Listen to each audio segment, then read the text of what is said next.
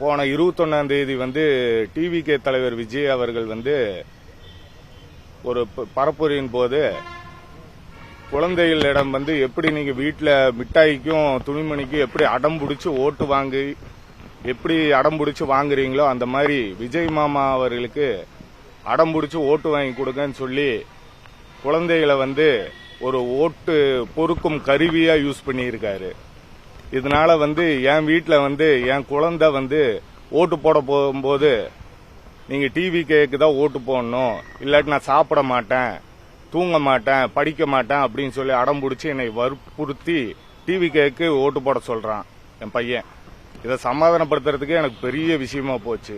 இதே மாதிரி மக்கள் கிட்ட எவ்வளோ குழந்தைகள் வந்து இப்படி சொல்லி விஜய்க்கு ஓட்டு போட சொல்லி இருக்காருன்றது மக்களுக்கு தெரியும் நல்லாவே. இது சம்பந்தமா வந்து குழந்தைகளை வந்து மிஸ்யூஸ் பண்ணி அவங்கள ஒரு ஓட்டு போடுற ஒரு கருவியா, ஓட்டுக்கு யூஸ் பண்ற ஒரு கருவியா யூஸ் பண்ணியிருக்காரு விஜய். இது வந்து சட்ட ரீதியா ரொம்ப குற்றமான விஷயம். இது சம்பந்தமா வந்து நான் இன்னைக்கு காவல்துறை ஆணையரிடம் புகார் கொடுக்க வந்திருக்கேன். நேற்று வந்து எலெக்ஷன் கமிஷன் கிட்ட இமெயிலையும் போஸ்ட் மூலியமாவும் புகார் அளிச்சிருக்கேன்.